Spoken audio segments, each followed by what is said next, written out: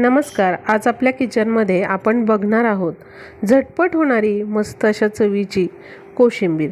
ही कोशिंबीर उन्हाळ्याच्या दिवसांमध्ये तर शरीराला अतिशय थंडावा देते, त्यामुळे आपल्या जेवणामध्ये नक्कीच कोशिंबीरीचा समावेश असला पाहिजे.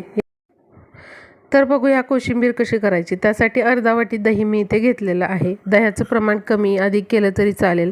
घरामध्ये किती लोक खाणारे आहेत त्यानुसार दह्याचं प्रमाण कमी अधिक करू शकता. आता यामध्ये अर्धा वाटी पाणी टाकलेलं आहे आणि अशा पद्धतीने दह्याच्या ज्या गुठळ्या आहेत त्या फोडून घ्यायच्या आणि चांगलं फेटून घ्यायचं हे दही. आता दही फेटून घेतल्यानंतर यामध्ये आपण थोडीशी साखर टाकूया. कोशिंबिरीमध्ये थोडीशी साखर टाकल्याने कोशिंबिरीची चव बॅलन्स होते आणि चवीला अतिशय छान लागते ही कोशिंबीर.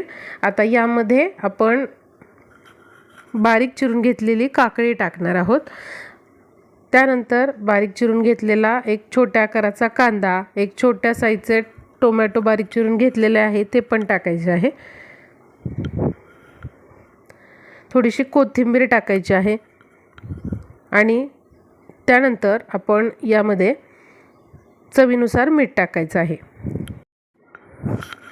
आता यामध्ये अगदी थोडंसं लाल तिखट टाकायचं आहे, म्हणजे लाल मिरची पावडर जी विकत मिळते तर ती थोडीशी टाकायची आहे. यामुळे ज्याप्रमाणे हॉटेलमध्ये कोशिंबीर मिळते त्या चवीची ही कोशिंबीर होते. आता हे सगळं आपण मिक्स करून घ्यायचं आहे.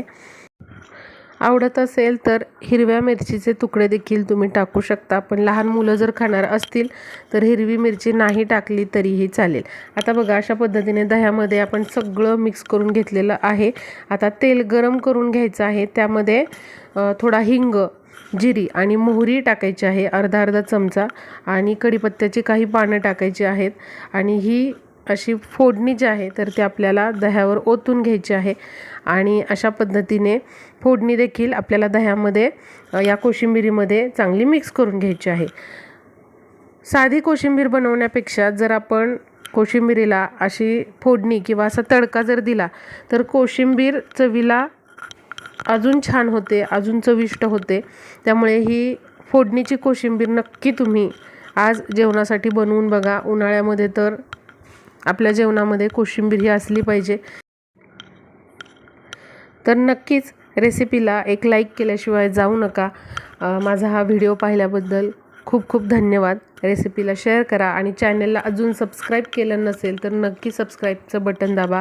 आपण अशाच प्रकारचे जे पारंपरिक महाराष्ट्रीयन पदार्थ आहेत तर त्याचे व्हिडिओ बनवत असतो, तर ते नोटिफिकेशन तुमच्यापर्यंत लवकर येण्यासाठी, सर्वात आधी येण्यासाठी चॅनलला सबस्क्राईब नक्की करा.